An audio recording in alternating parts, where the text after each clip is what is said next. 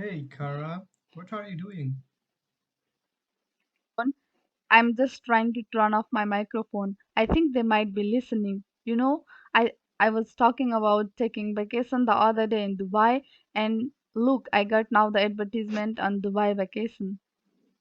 I don't think your microphone has been bugged, but what you are seeing here is a targeted advertisement. The machine learning model behind this ad has predicted correctly that you may have been planning a vacation. That seems terrible. Let me know more about it. How can they predict this? If I have to tell you in straightforward language, your data has been collected online through various sites and companies. Based on your past behavior, they predict your interest and send you advertisement that might be relevant and interest you. The data they collect, you say. What kind of data do they collect?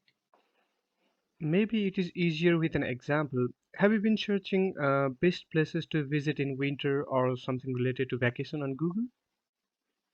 Oh, yeah, yeah. I was just undecided on what to do on my vacation, so I just Googled the top 5 destinations to visit in winter. Okay, when you typed in that query, Google saves it in your profile, and as Google knows your IP address, location, and who you are, now it also knows that you are searching for a destination for your vacation. You live in Germany, and as the weather is cold now, and with your profile built from previous queries and website visit, it guesses that you may want a vacation in warm land. And Dubai seems to be perfect match according to your profile. So the AI sends you the advertisement for that. So with all those parameters, your location, you want vacation, the weather in Germany and everything, whether in Dubai, it tries to match the best case scenario for you. So AI, that's how AI basically works in simple language. You said they have a profile of me? How did they build that? So they had collected quite a lot of data from you from the time you have been using the services. Like you may use YouTube for watching videos. They track your watch minutes, longest watch time, average skip time, queries, likes, comments, and other moments. You may use Chrome as well. It takes all the data that you probably generate during online surfing. Your use time, when you surf mostly, what you surf, how long, and which website links you visited.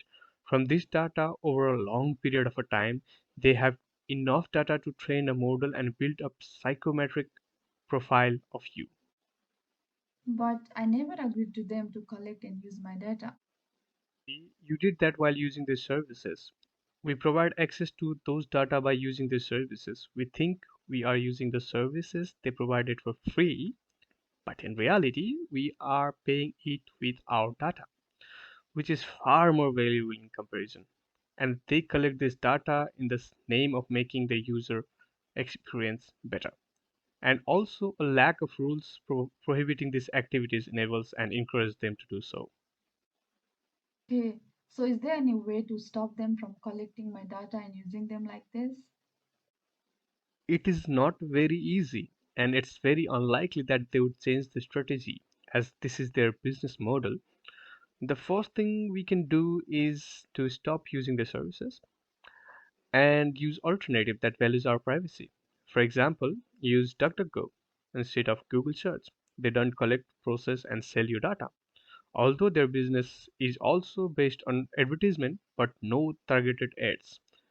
The second and most do is to change the rules. For example, impose more strict rules under GDPR. With such a rule imposed, companies cannot collect and process data according to their profits. Companies should make reasonable use of data privacy. Okay, for that we definitely need awareness at every level of people from policymakers and politicians to users. Absolutely. These ads were very beneficial sometimes. They provided me with information on some items I could have never thought of. For example, I found out this pocket projector from one of these advertisements, which was very helpful. Yes, they are, but it has to be clear when this targeted advertising becomes targeted manipulation. This technique is responsible for consumers' behavior of consumption, and we should worry about what they are capable of doing with possession of such large amount of data with such larger number of users and the ability to change the user's behavior. This could be dangerous to our democracy as well. Okay, now you are freaking me out. How could this be dangerous to democracy? Have you heard of Cambridge Analytics scandal and the allegation that Trump might have won US presidential election with help of behavior manipulation through Facebook ads? Might have heard some here and there info, but could you clarify that to me? It is said that Cambridge Analytics used Facebook like and other dataset and created profile of many users in the United States based on their Facebook likes and other data, along with psychological tests created with the questionnaires in the form of game and other formats in the Facebook app. They targeted the vulnerable and those who were not decided on which party to vote for.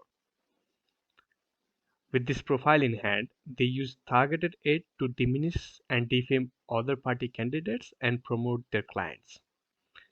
And it is claimed that 90% of these undecided people with this tactic could make it on their client's side, meaning makes them vote for the party they wanted them to. And the sad and worrying part is that those people don't even feel a bit like they have been intentionally manipulated. If that is not a threat to a democracy, what is? Because fair elections are the heart of democracy, and as you can see, you can change the result of election with the data and targeted ads. Okay, but that was Facebook, not Google.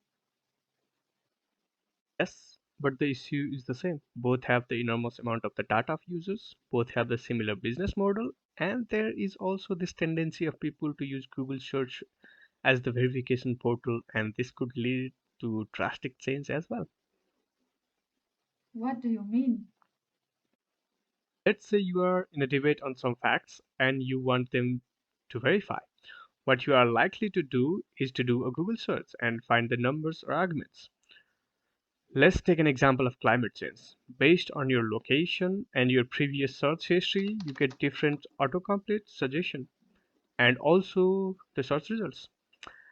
This leads to a rabbit hole and you may start believing in a conspiracy theorist and go against the scientific papers and scientists who have shown that climate change is real, or same goes to other topics, and people end up choosing popular beliefs over scientific facts. And if you use Android and have a news section, that your news is affected by your search and other activities online as well. It shows only the news that it thinks you like. This creates biases in the news, and this will reflect in the election and after that in our policy, which is in turn affects us, all of us as well. So it's pretty serious. It seems pretty serious. I believe it's hard to understand and grasp the potential harms caused because of the indirect nature of the causes and effects. Yes, you're absolutely right. Thank you. I will now stop using Google and use DuckDuckGo instead. And I also will stop using Google Chrome. And I will always decline the cookies that collect data for advertisement purposes.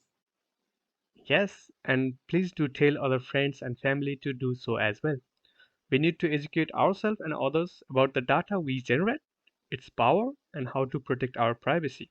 So say yes to data privacy.